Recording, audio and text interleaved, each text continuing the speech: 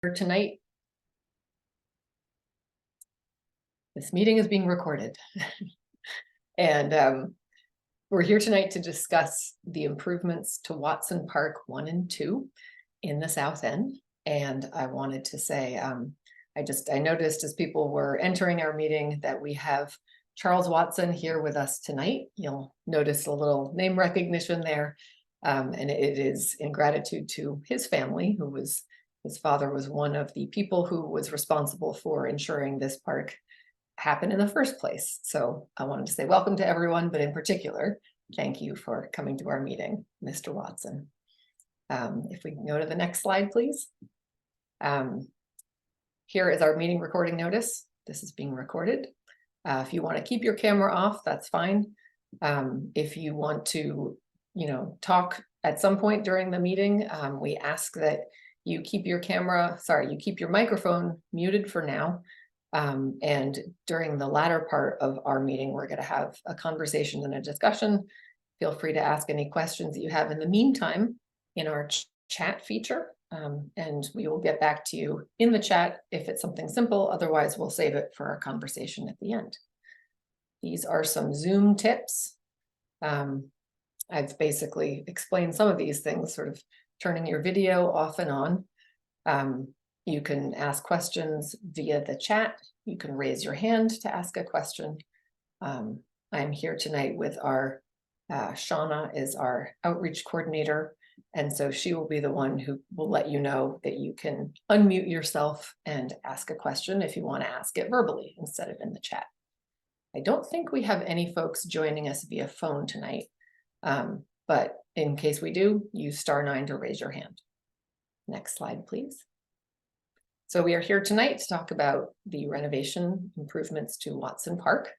We're going to do a brief introduction to the project and then an overview. Our design team, which is Copley Wolf, will walk you through some of their design ideas that they've been generating over the last month or two.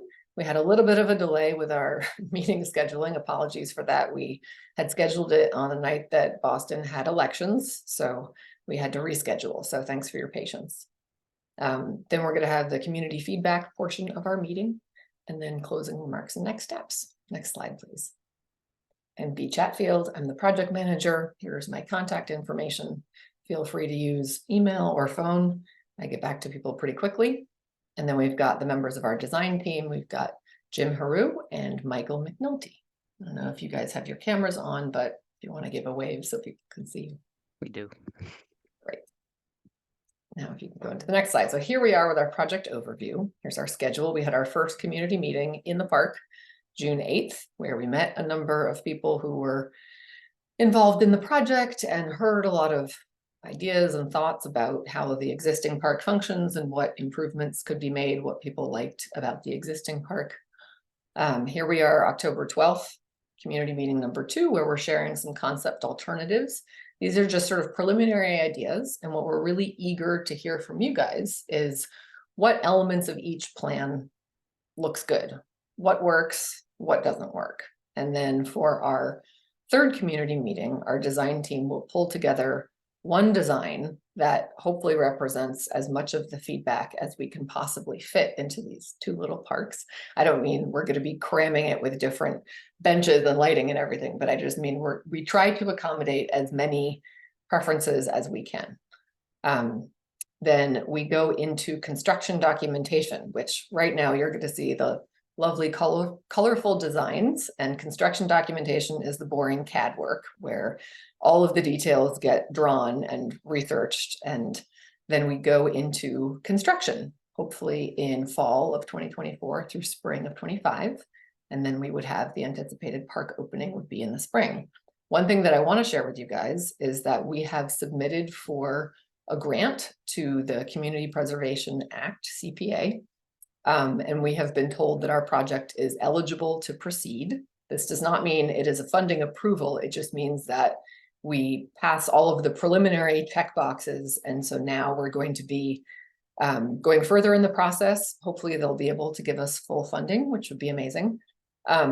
We have to submit our final sort of plan and, basically our cost estimate in early November. And then in the month of January is when they hold hearings. So we'll be sharing out all this information as we get it. They don't have dates set yet, but it's really helpful for a community project when members of the community show up to these meetings and share their support for this project. So that's all to come, but just to let you guys know, we have a good preliminary step here in the right direction. So here we are. So we've got this process, what we're doing here tonight is the sort of peach circle, the community input, right? And this diagram is to sort of indicate all of the different pieces that the Parks Department sort of goes through when we redesign or renovate a park. We balance the goals that we have as the Parks and Recreation Department. We balance City of Boston priorities. We have safety and regulatory guidelines that we absolutely have to follow, and community input, right? We try and understand what the community wants to see. So all of these 4 components are mixed together, and then our very talented park designers try and bring all that together in one great park design eventually. So this is one piece of the puzzle, but it is a very important one. So thank you for participating. So I mentioned before, we've got our City of Boston priorities and our Parks and Recreation goals. These are just sort of explaining those a little bit. A lot of them sort of overlap, but City of Boston priorities: expanding walkable access to parks, addressing equity within our various communities, improving climate resilience within our parks, within our city, improving health of all the communities, and helping communities build together. Parks and Recreation goals include trying to make our parks accessible and available to all. This is a pretty important one for this particular park. The slope of the walkway in the larger Watson Park is not considered accessible. It's too sloped. And in Little Watson Park, there is a significant step down that prevents a lot of people who are mobility impaired from entering. So we're looking to address those very much in addition to other elements. We like to create a diverse, balanced, and efficient mix of uses. So that's like if somebody requests a dog park and there is a dog park 2 blocks away, we don't like to replicate those things. Similar, we can give other examples as well, but I just came out of a dog park meeting, so that's on my mind. Meaningful and inclusive community engagement, adaptive and resilient landscapes, and promoting community connections. Let's go to the next. So at this point, I am going to pass the mic over to Jim Haru and Michael McNulty, and they're going to walk you through some of our community results, our survey results, and then the design. Thanks, B. Yeah, so jumping into what we just touched on, being the aspects of park design and specifically the community input portion. This is a part of the community input that we got from the first community meeting with you guys back in June. So just some basic questions and pertinent information that we pulled from that survey. The first one being, what is your favorite part of Watson Park today? Top result was that it's very peaceful. It's nice and quiet. There's a lot of flowers. You can walk through from Milford Street to Taylor Street very easily through the park, and there's a lot of seating in the shade over there, which is very nice.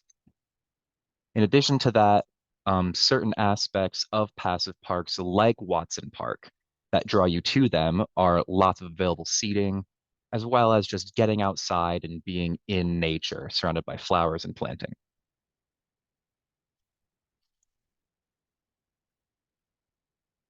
As for what you would like to do in the newly renovated Watson Park, it very much aligns with what you guys do now in Watson Park, which is sit outside and enjoy the weather, maybe read a book, meet some new friends, or new or old friends, listen to the ambient noises around you, just get outside, all of that good stuff. And then our last bit of information here, how can both sections of Watson Park be more connected to the south end? Being designed to be more inviting, as well as reducing the high and somewhat opaque fencing around the park, was a big standout result. And many of you also said that it is already well connected given its geographic location within the 8 Streets neighborhood. Speaking of being in the 8th Streets neighborhood, here we have just a quick site context of Watson Park. That would be right here in the yellow, situated right in the middle of the 8th Streets neighborhood, which I'm outlining right now. And as well on this map, we have highlighted some outdoor green space, community space. All of these places that you're likely familiar with serve many different functions, such as Ringgold Park being a more passive park and Peters Park being more sports and athletics oriented.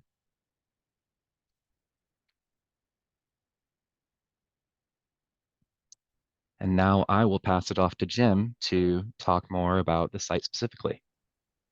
All right, thanks, B, and thanks, Michael. So, our first step was to go and have the park updated, the survey updated. And all of you are probably very familiar with the park, but I thought it was important to go through some of the elements because I think all of them pretty much came up either at the first neighborhood meeting or be outlined as well in regards to accessibility.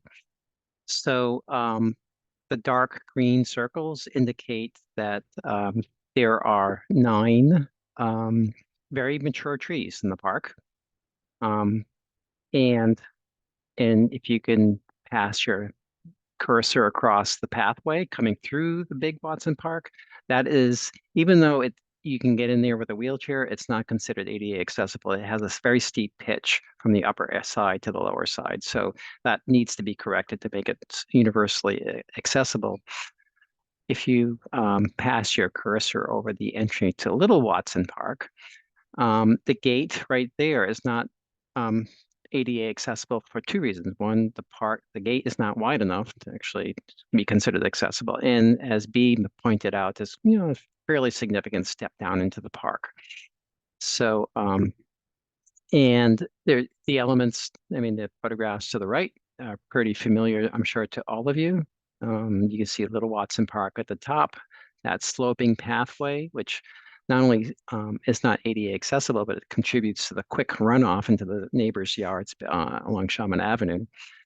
And then you see the very generous tree canopy you see in the bottom photograph. Next slide.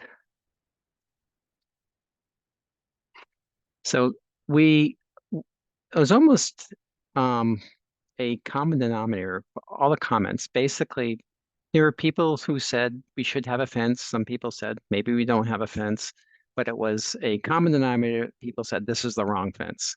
So the fence that surrounds both large Watson Park and Little Watson Park is taller than it needs to be. It's heavier than it needs to be. It feels oppressive and it doesn't necessarily invite you in. To the far right, you can see that there's currently a drainage issue that a lot of the water just runs into the neighbor's backyard over behind Shaman Avenue. And to the point where recently I've walked through there. By the way, I'm almost a 40-year resident of this neighborhood. So I'm shocked I haven't met Charlie Watson, but I've heard all about you, Charlie. And recently, walking through the park, someone had actually dug a trench across that pathway to the catch basin to the left there. And so clearly that needs to be resolved as part of the design of the park, which is what we're looking at as well. And in the lower right-hand corner, you can see the inaccessible gate and the step down into Little Watson Park. So again, the park, even though it's leafy, it's green, it's nice. It's friendly in regards to the fact that it's there for us to use. The enclosure doesn't necessarily invite you in as easily as it could. And that's one of the things that we focused on in regards to design options. So our goals is to provide that ADA accessibility so everyone can use both parks easily. And we would not only be looking at it's an invasive process. We'll be removing everything and replacing everything, exclusive of the trees. That's the part that we'll look at more closely with the help of an arborist. The second connect both parks. It's a little odd, and I'm sure everyone feels the same thing. Which park do I go into? Is there a way to connect both parks to make it feel like there's some sort of continuity? And in a way, Taylor Street itself becomes part of that park. It's we all love 8th Street's neighborhood. It's a just like we like Boston. I mean, Boston is just a great city, and if we all can think of areas around the city that there's something about it that's special. Taylor Street is one of those really unique streets that you can find in different cities where the buildings are scaled right. The street is almost like a pedestrian street because of its scale. And that contributes to the wonderful nature of the park itself. It's almost like the park, the street, and those buildings feel like one unit. And that's, in a way, the strength of this park. So it's not only great for the people who live in Taylor Street, but we pass through that park and pass through that street all the time because we do love the scale of it. If we're going to walk to Community Bike or Warren Hardware, it's walking through that is just nice, quiet enclosure. And it's not just the park that makes it that way. It's all the elements pulled together. And that's what makes living in the city a wonderful thing because of these type of unique experiences. So that connecting both parks visually and through the park details and thinking about how the street can engage is very important. Number 3, provide the community with a place to gather together. I know Colleen's on the call, and I'm president of the 8th Streets Neighborhood Association. We'd like to have these get-togethers. It would be great if this park were one of those places to get together, not just the stoops of people's houses, but it could be a really great place for us all. Provide both parks with a plant palette that is successful and maintainable. There's been a lot of people who have participated in making this park look great. Charlie, your family started it, and people who have left the neighborhood, like Luane and John, who was very involved in it. And now there's a whole new generation who wants to get involved in the park. And so our goal is to provide basically that structure that when people put plants in the park, they're in their best place and they're contained and they have an opportunity to be protected from nefarious things like errant pets and things like that. So our goal is to take a look at all those elements that go into constructing a great park. And that you guys can maintain, because we all recognize that the Parks Department can only do so much and it takes good neighbors to make it a park successful. And the last part is a little bit repetitive, design a park for the community. It's not just for Taylor Street, but for instance, we've lived on Shaman Avenue for a very long time, but we make Taylor Street part of our path of travel to get to different other neighborhood areas. And so in a way, this is like a benchmark that we all like to point to, saying, I live right by there. Okay. So what we've done is we've developed 3 concept plans, and we're going to look at these in detail, one by one. But this is the 3 concepts, and we'll end with this slide effectively too, as a reminder of what we're doing. So the concept A is really to create that space that embraces Taylor Street. It's open to Taylor Street. The taller fence that is going to protect planting is mostly at the back of the park, and then each plant bed that contains the trees that would remain would have tree guards, and we can go through some details later on to tell you what that means, a tree guard versus a fence. But the idea is that as you come up Milford Street or come down Dwight Street and you want to use Taylor Street as your path of travel, it really feels like you're walking through the park and the street just happens to be part of that park. And we have a couple of precedent photos to show you that as well. And one way of doing that is to open up the corners of the park. So as you enter Taylor Street, at least from Milford, you look into both parks very easily. There's actually an opening that tells you, come on into the park. And programs can be different. Perhaps Little Watson has some gaming tables or just some nooks to read in. We've left the shed in there, which you'll see later on, and we'll show you where we've put that. Whereas the big Watson Park, that's the opportunity to gather. And perhaps there's a sculptural bench that's permanent, and then there could be some other furniture as well, like traditional park benches. The light green in each scheme, it represents the trees to remain. The dashed lines basically implies trees that possibly could come out only if structurally the trees are compromised in some way or health-wise.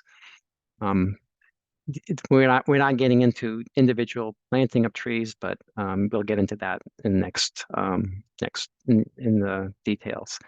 So this first one is basically sculptural seating is a key feature. It knits both parks together very clearly. There's possibly 4 trees to be removed, all depending on the health of the trees. As the largest area of gathering, it has the largest, it has a large area of planting, and it provides continuity, clear continuity between the parks.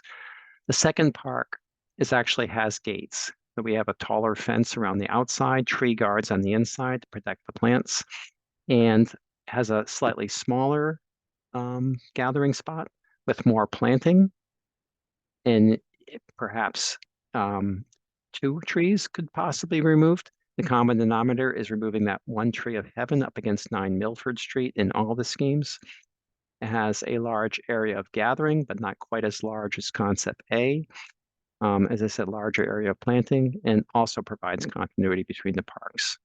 You can see there's a clear connection between the entry into large Watson and small Watson. In concept C, which we'll talk about in detail more, and as we move forward, you can see it's more of an organic shape. So not a clearly defined area of gathering, more like 3 smaller areas of gathering within the same park. And it also has the gated, this also will be a gated park as well. So it has a gate, and we'll talk more about this type of fence as we move forward as well, and because we have precedent images for that as well. And the multiple gathering areas, it means that basically, we can talk about it later, but Michael, you can want to swing your hand around those little pockets, like the curved areas, like gather there, you can gather at in the middle or the opposite end. And so if it's not a community gathering, you want to sit there with a friend and just chat, you can feel like you have a certain sense of separation. It also has the largest areas of planting. Okay, so let's talk about each scheme a little bit. So concept A, go back to concept A, there you go. This is the one that embraces Taylor Street. So you can see it's a clear intent that it's open to the street. Like you're coming up Milford or down Dwight. When you get to the park, it really feels that Taylor and the houses on Taylor Street have been brought into the park. It's a unified urban place to be. And as you come in off of Milford Street, you find a threshold before you enter Taylor, where you look right into the park, and you can really understand quickly that these parks are supposed to be one park, and the street just happens to be sharing that space.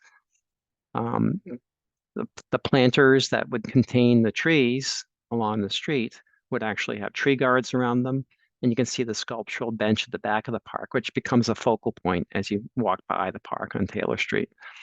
The pink represents maybe some flowering trees or large flowering shrubs. We have a couple precedents to show. We have not selected any plants yet, but the intent is that those trees would actually give that pop of color, which the park doesn't have right now. Currently, it's just a lot of heavy green. The backyard, you see existing private yard. Those are the sunken areas behind the buildings on Shaman Avenue. They would get a new fence to the left of 247 Shaman Avenue. That is an existing wall with a missing fence. So we would propose that a new fence goes up through there for safety and for privacy. And then to the right, 247, that's the backyard that currently the entire park slopes into, and they have some drainage problems. I think B may have chatted with the owners of those buildings and confirm that that is an issue. So we would propose that a low wall be put there along with a privacy fence, and there's no longer access from that backyard through the park itself. The park is the park, the yard is the yard. Again, the dashed line represents potential removal of trees, again, depending on the health of the trees and that sort of thing. So the concept B. So this has a little bit more planting, as I mentioned before, than concept A, a little less paving for the large community gathering places, and a perimeter taller fence that has gates coming into large Watson and small Watson. A little feature that is subtle is a second gate into Little Watson Park. And right there, we actually, since we need to raise the park a little bit to remove that one step into the park, we would add a step at the back of the park going into the existing alley, but it would give us the benefit of coming into the park from Milford directly and make a smooth transition, and also give us sort of a sense of safety and security. Excuse me. And that way, the people don't feel like they're sort of trapped in that park. I'm going to take a quick drink. Hold on.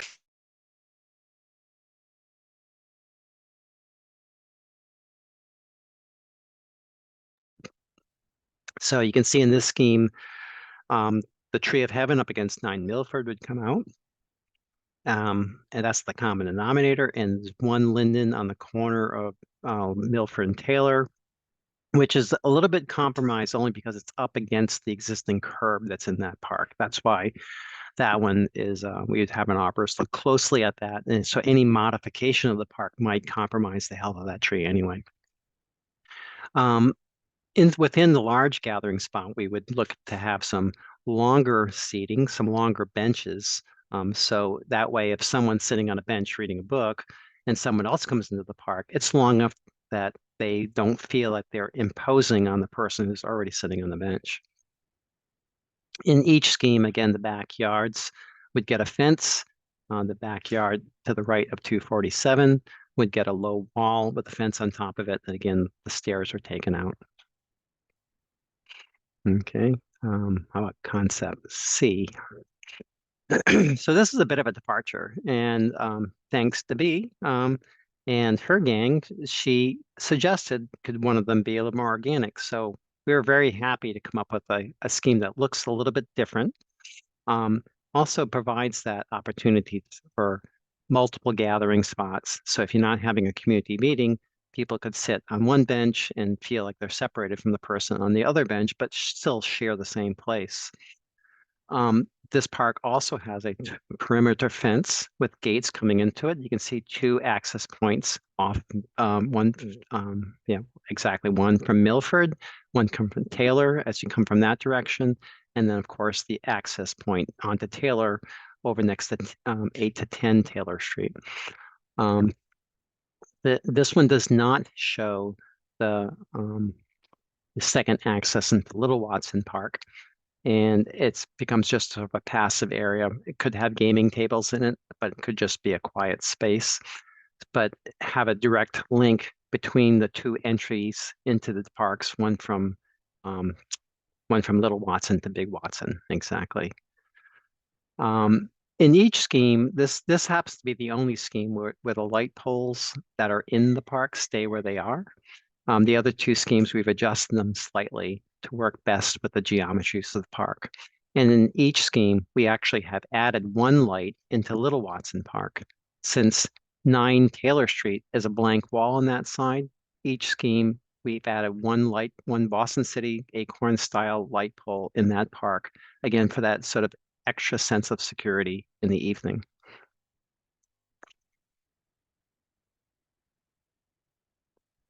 Go to the next one. So those are the 3 schemes, but let's talk a little bit about the precedent imagery. So fences, not all fences are equal. You probably have seen the chain and post railing. This one happens to be in New York, but you'll see something very similar to this in the public garden, for instance, just to control people. The downside of it is that it does not necessarily keep dogs from running into the plant bed. So if all the neighbors are working hard to, put in fresh flowers and things like that, that we've heard that that's a sore point. How do we control that? Middle image is should be very familiar with to anyone who lives in the neighborhood. That is Hayes Park on Warren Avenue off of Warren Street. But what's most important about this is that you can see that this has a perimeter fence around it. But at no point when you walk around Hayes Park do you feel it's doesn't feel inclusive. It's light. It's even though it's about 30 inches tall, it still invites you in. And that's part of the geometry. If you noticed all the concepts, the geometries aligned with views into the park. And Hayes Park is very similar and actually has a focal point at the back of these entries as well. So the focal point and that style of fence would be something we would consider and you should consider. To the right of that, when we talk about a plant guard, that's what we're talking about. Something that deters, doesn't stop animals from jumping in. But this is a very common treatment. This one happens to be, I believe this one's in New York. But if you go over to Ringgold Park, you'll see that the center circle where the fountain is has a plant guard around it. It's very similar to this. And it does deter animals from not running into that plant bed that's there. Less expensive versions is the park in the lower left. And other plant guards, there's many different varieties, such as the middle one at the bottom. And to the right at the bottom is another style of a low plant guard. So if someone said, we want a low fence, but we don't want the 30 inches and we want something more than a plant guard, there's many different options for this. So it's a consideration, but in all instances, we are proposing that the planted zones have some form of protection.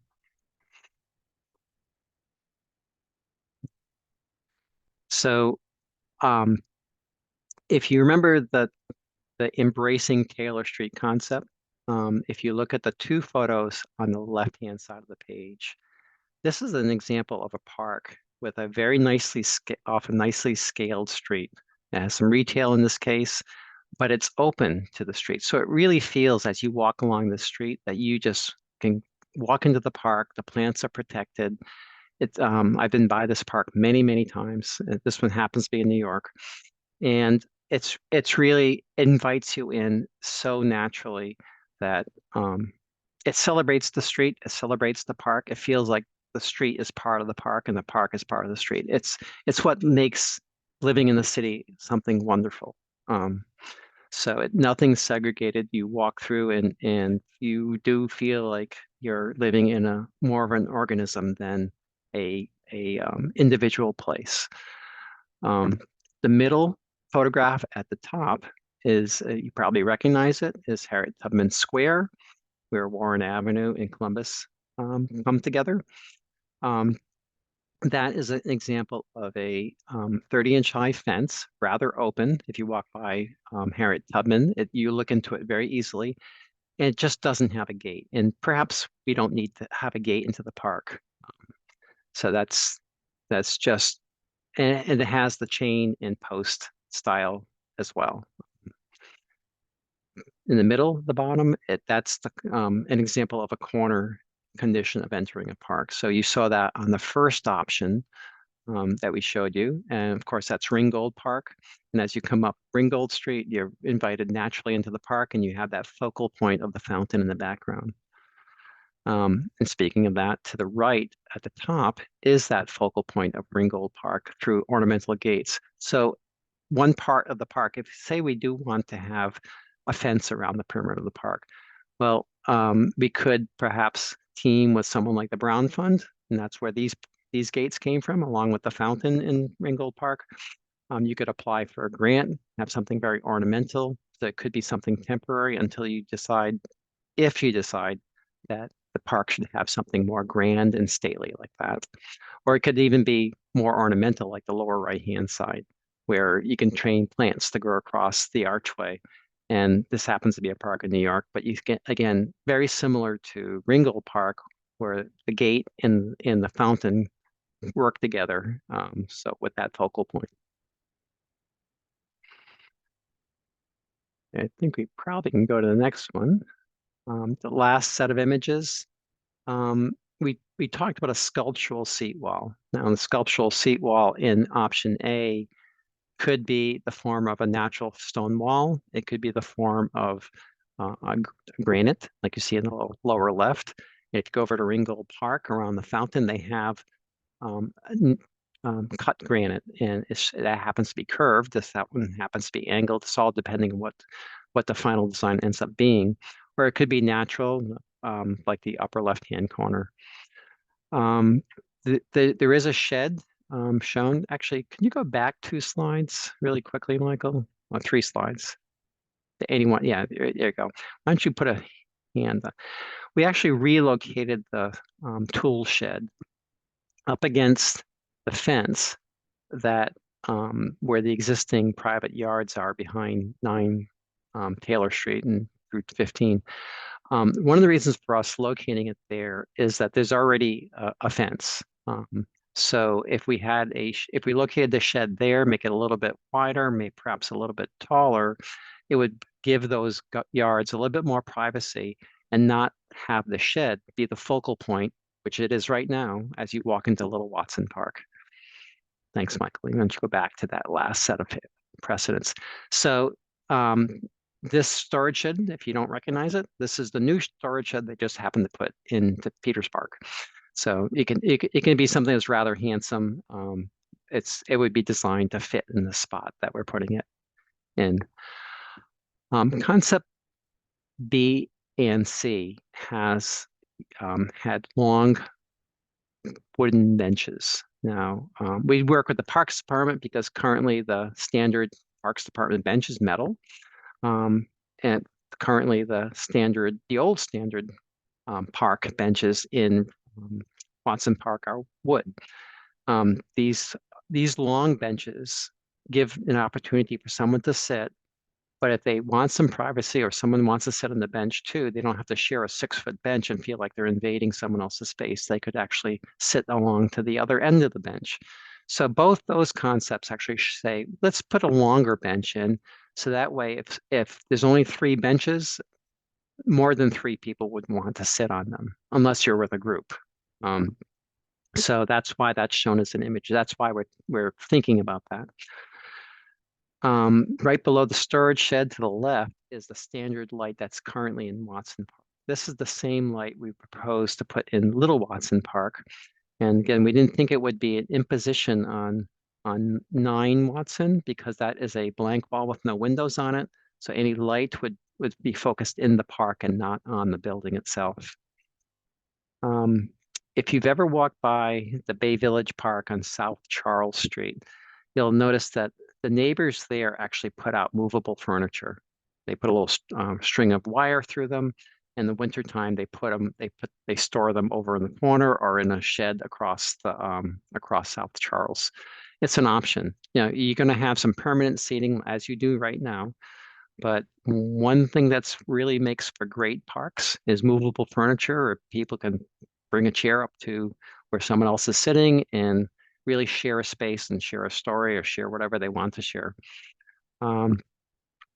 Another option is to do like Hayes Park, which is the lower right-hand corner.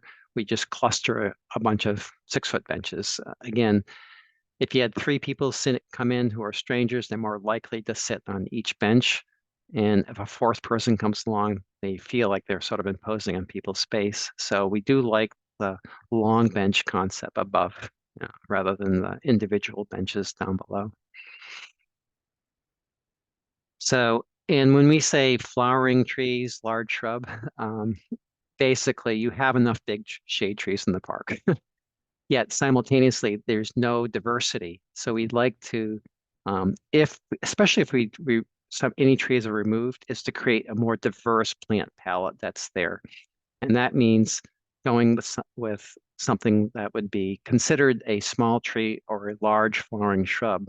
The tree hydrangea to the right, which you can see at Union Park, right opposite Cafe Nero, that tree will get to be about 12 feet tall eventually.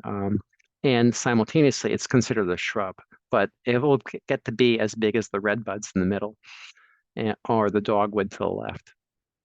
So it's just an example. If we do bring plants in, they would not be shade trees. If we bring any type of large plant in, it would be classified as one of these types of these style of trees, if not the species. And I think we might be going to the summary.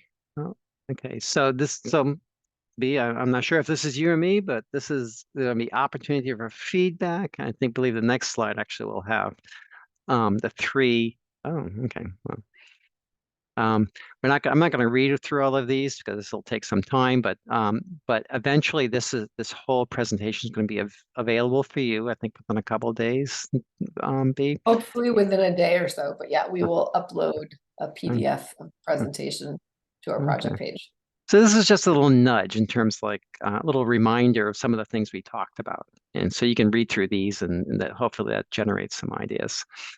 And then the next slide I'm hoping is the three concepts. So again, very quick summary: embracing the street, opening up the corner, connecting the fenced with fence parks, and having a second gate from Little Watson to Milford Street, or the organic park, which basically we have a common gathering spot, but you can feel like you're sitting in a little private area in each one, even though it's a shared space. Thank you guys so much for walking us through that.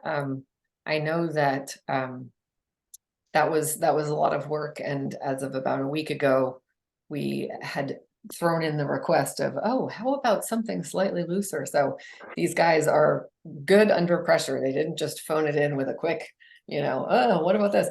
So thank you guys. We really appreciate your willingness to jump in and test a whole lot of different ways of looking at this space. So now we're going to turn it over to audience community members. If you want to raise your hand, then Shauna will let you know that you can unmute yourself and you can say whatever it is you'd like. We have a couple of people mention things in the chat, and so we can go back and forth. If you want to put your question in the chat, I can read it and respond to it. But yeah, I just want to open up the floor.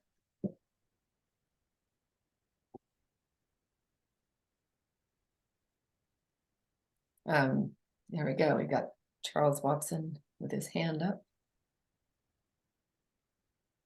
So Shauna, can you allow him to unmute? I just did. There you go. Okay, thank you. Just like to say, by the way, James and Michael, I've seen you before. I had heard those days when I saw it before. But the excellent program, by the way, with the design of the park. Years ago, if I just had mentioned, the park is named Watson Park, but it wasn't my father's idea. It was a community idea because he was like the sheriff, you might say, on Taylor Street. And he kept everything in order. And that's why it became known as the Watson Park 1 and 2, because of the work he's done. The other thing, James, just a quick point in regards to that land, when the city tore those buildings down, they put everything in those holes, like beside 50 Taylor Street. When they tore down Frigidaires and everything was thrown in the holes, so it had a problem. And for a while there, 15 had a problem with a leak when they did the park over. So there's a lot of things done originally that wasn't done right. But the park has survived. And it's amazing how you have a diversified group of people who come into Taylor Street, gone, new people come in, and they have that great spirit of working together and beautifying Taylor Street. Because they used to call Taylor Street Taylor Alley years ago. And people always enjoyed walking down Taylor Street. There's something about that street that made it just a nice place to walk down. And the reason why it's black, by the way, James, was because my father and that crew, they wanted a color, and they chose black to paint those fences. And black is not the greatest color, so I tell you. That's why your program is good. Even when I got married, my father's wedding gift gave me the house, well, I bought the house, and he painted everything black and brown inside. So a lot of those old timers, they believe in black, but I think the idea is so beautiful. A lot of work went into it. I'm looking forward to walking down Taylor Street again. And there's a lot of people come back to Taylor Street, by the way, who left and came back and they still enjoy Taylor Street. You go to these other towns, it's nothing like the corporation we get on 8 streets and the hard work you folks put into that street. What a nice street. So dreams do come true. It is a remarkably unique place. And as I said, I've lived for a long time on Shaman Avenue, and it's my part of my path of travel to get into the city. And my wife Tara is on the call as well, and we don't even walk through the park. We just love walking through the street. We like the park, the fact that the park's there, but we love the street. Thank you, Charlie. You're welcome. Okay, now I'm going to allow Tara to speak.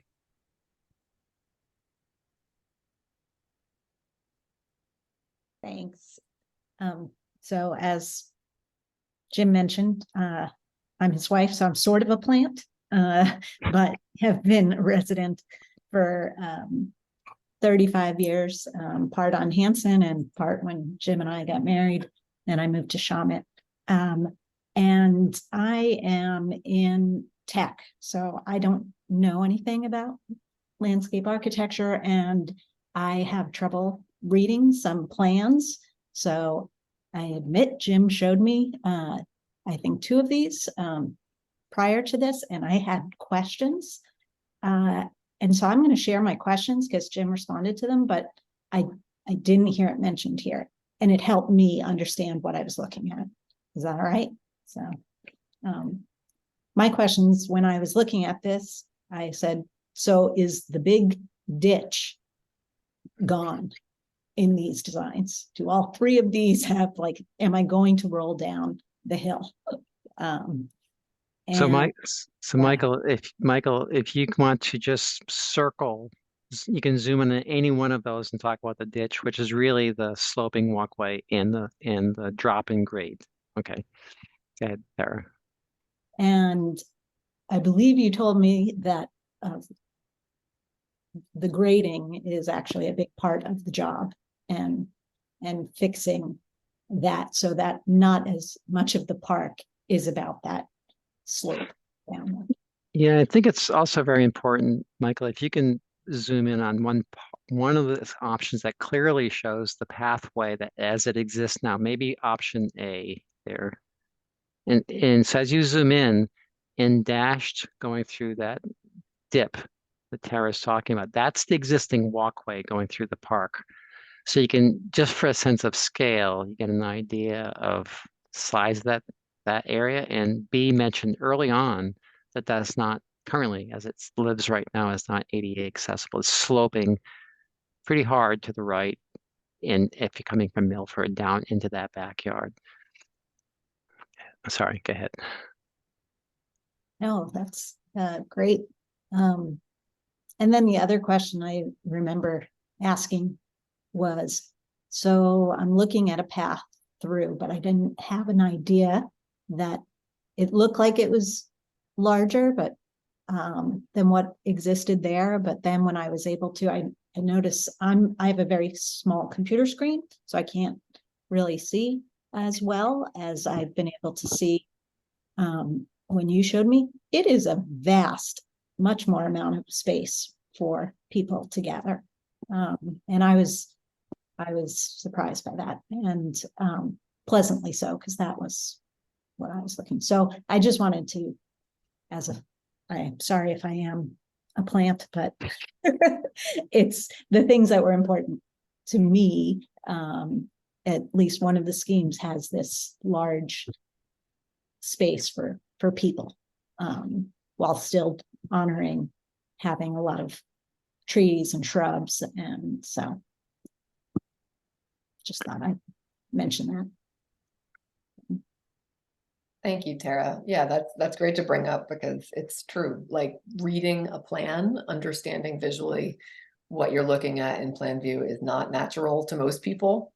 Yeah. So I think that's very helpful.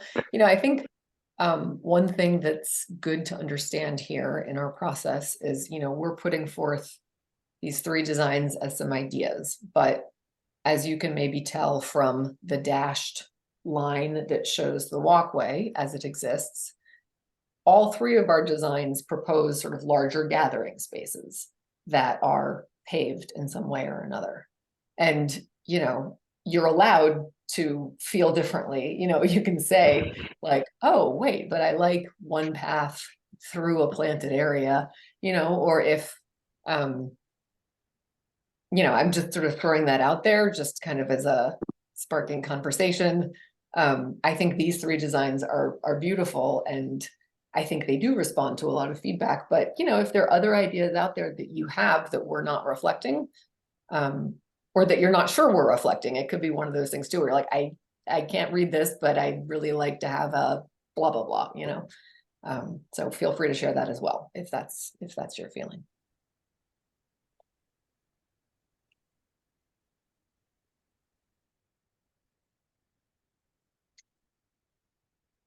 And the intent, it really is to solicit responses. So I really do hope you go on to the Survey Monkey and especially after you spend a little time looking at each one and you know comparing, maybe walk out there, take a look at it, and take a look at the park with this held in your hand and try to imagine it. You know, the one of the this isn't that type of meeting, but one of the technical issues related to making it ADA accessible, because it does slope from Taylor down to the back of the buildings at Shawman Avenue, which creates that non-accessible ADA pathway, is to create a higher edge along that line that runs from 8 to 10 Taylor Street directly over to Milford. And so that'll be a change in grade at that point, an abrupt change in grade, like a good 18 inches or so. So that's an important thing to understand eventually. That's why the construction for the park will be invasive. It does take a lot of construction to move dirt around and that sort of thing as well.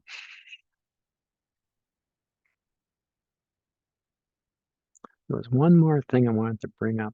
Oh yeah, to your comment about, I mean, currently, it is not a gathering. The park is not a gathering space. And one thing we did hear from the survey very clearly was that you wanted the gathering space. I mean, I think Colleen's on 8th Street's president is on the call, and we do have these neighborhood gathering opportunities on people's stoops as a place to gather, but it's not just that. It's like people who are out there said, we'd love to have a place we can get together, maybe have an event and that sort of thing. And currently it's a pathway. It's not a place, it's not a destination. It's sort of a passage through an area. So how can you make it that passage through the area, celebrate the buildings on Taylor Street, the scale of Taylor Street, and simultaneously not have it be a passage, have it be a place to gather. And that's the goal of all of these schemes.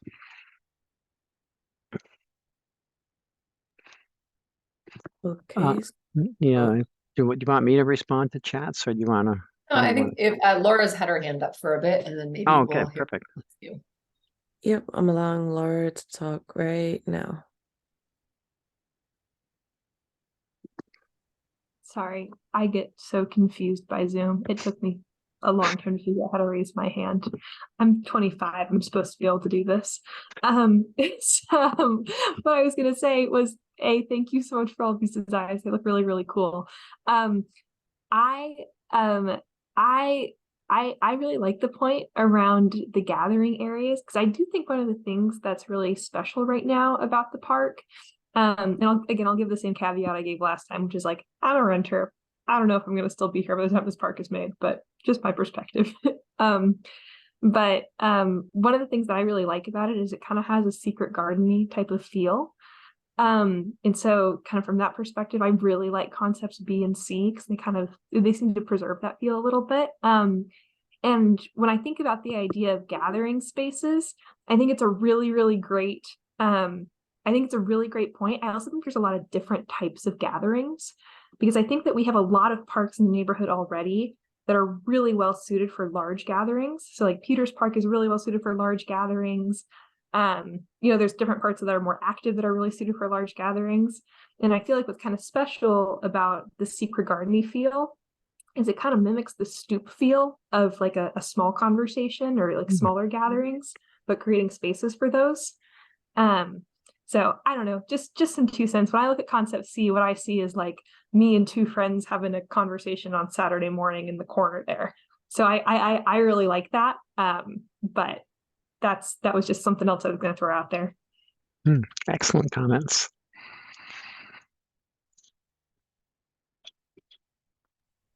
Okay, the next person is Matthew.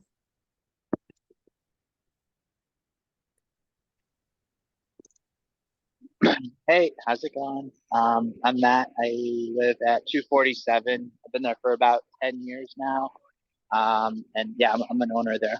And yeah, I totally agree with that last point. I think it's great to have a place where everyone can gather. Again, it's just like what kind of gathering. And I do kind of like how it's that Secret Garden feel. Um, um, I'm not sure it's like a great place for a huge gathering, but yeah, I'm open to like all the yeah. I just echo the last point for sure. And then also I missed I didn't get I'm biking right now, so I didn't get to see the plant, but I'd love to give some plant suggestions too. I think maybe some viburnums could work super nicely as well. They're like really nice shade shrubs. And then yeah, I feel like the what we have planted there, it's not doesn't work like super well. I feel like it's just I know I should have probably volunteered. I've seen a lot of people working there, and I should have volunteered myself. I just haven't had time, but I feel like some better shrubs would be great. Last thing I was just a little concerned about. So with the change in grade, would that affect the drainage surrounding the park as well? Because I know my downstairs basement neighbors have a lot of flooding issues. And I just want to make sure, at least for them and like just, the buildings around, it doesn't, that's not an issue. Well, the That's a answer, great point. yeah. Yeah, I was gonna say that we're going to ensure that I think the existing condition right now is pretty bad for your neighbors who live downstairs. And I spoke to a property management group of one of the buildings along there, and it may be your building, in fact, but yes, so we are going to be addressing that drainage problem and containing drainage within the park. And that also means, there was another question that Ava asked where it says, will there be changes to the landscape surrounding the park to reduce things like flooding? We're going to be retaining the drainage, any kind of runoff within the park, and angling the surfaces of the paved and planted areas to bring that runoff into drains. We're going to look also at perhaps some pervious surfaces to allow water to infiltrate through. But yes, our goal is to repair some of the problems that are out there now.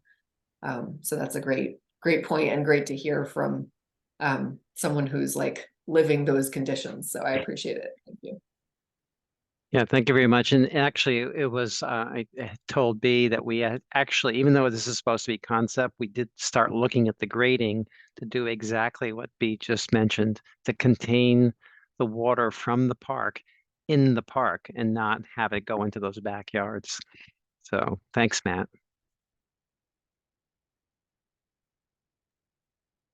Also, Rami Rizkala, who lives at what is it, 8 to 10 Taylor Street. He's adjacent to the park, and so we're going to be making sure that the building doesn't get affected by these park changes as well. Yeah, we recognize, so if Rami's on the call. We certainly recognize, oh, he's not, okay. We recognize that he actually has a back door. So we've looked at the grading, taking into account that back door, which gets really pretty low to the grades. So we'd have to somehow get that to work. But we looked at some preliminary grading and found that we probably could keep it all the water on site and not affect that doorway. So we'll see.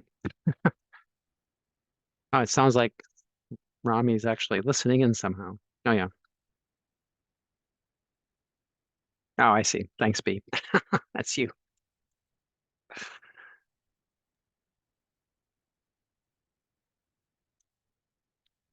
So are there any thoughts about, you know, we have this beautiful design that tries to knit together these two parks across the street. You know, is there any thought about what we're proposing for Little Watson Park? Things that, ideas of how we could sort of activate it. Colleen Looks like- Fitzpatrick is waving her hand, so I'll zip it. I'm just trying to nudge some responses, so.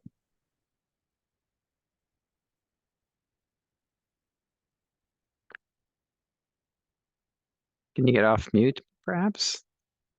She can't. She can't unmute. Which one were you talking of? Colleen Colleen? Fitzpatrick.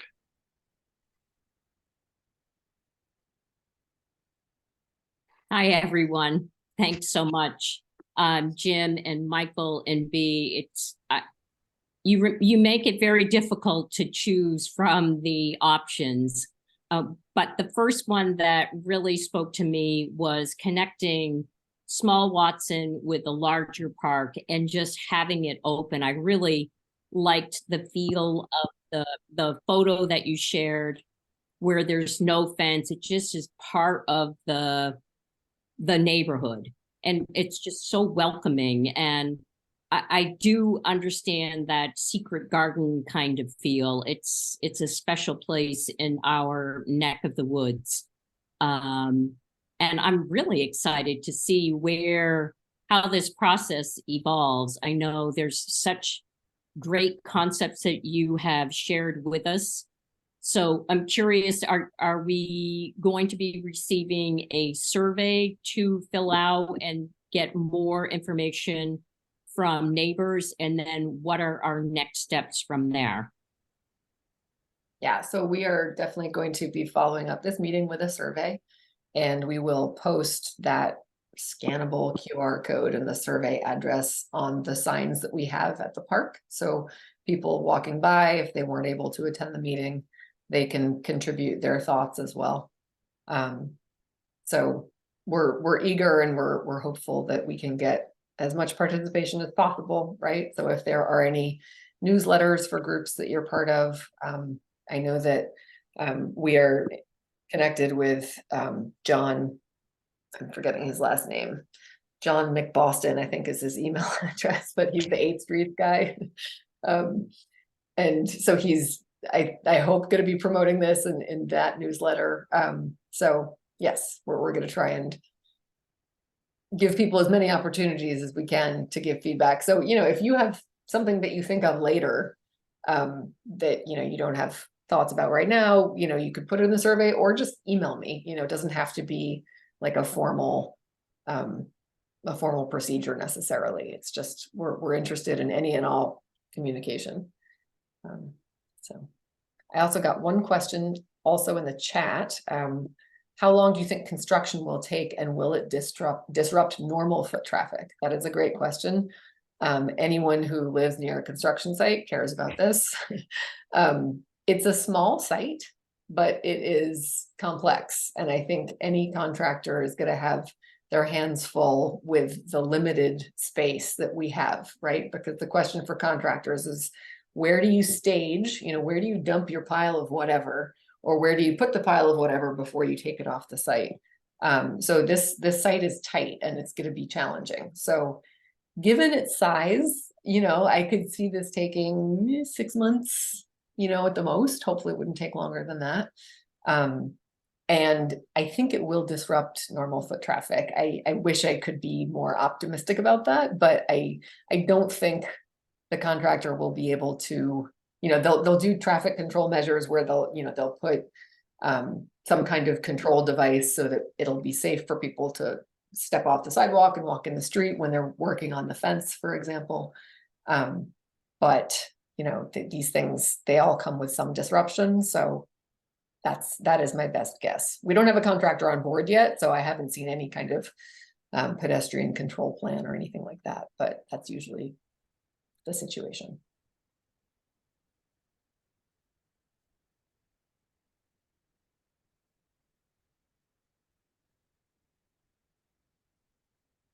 All right, so maybe how about if we scroll to the last page in the presentation.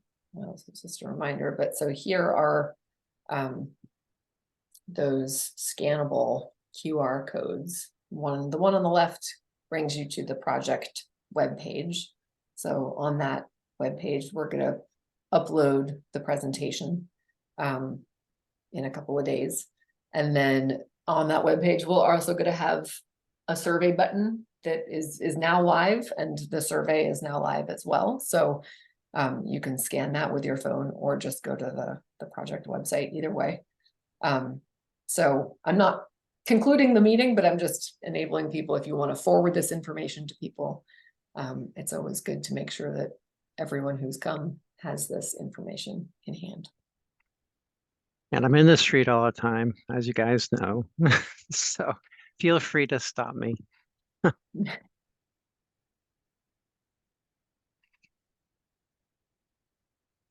trying to think if there are any questions that we have about design. I think as we pull away from this meeting and as we get additional survey information, are there any questions like, are we providing enough seating? Too much seating?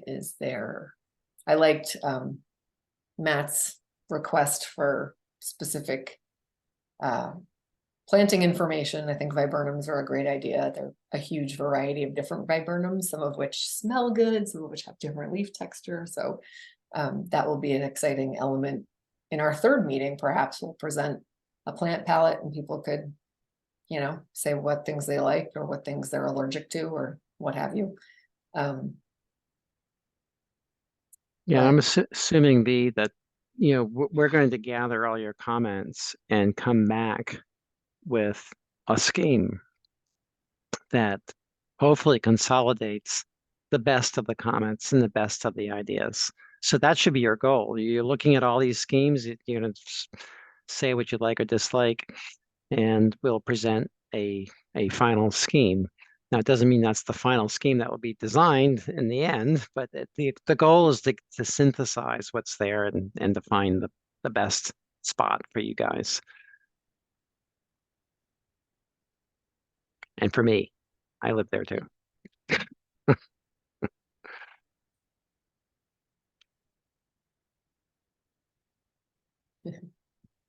All right, Laura has to leave, but thanks for attending. And, yeah, thanks for your great comments, Laura.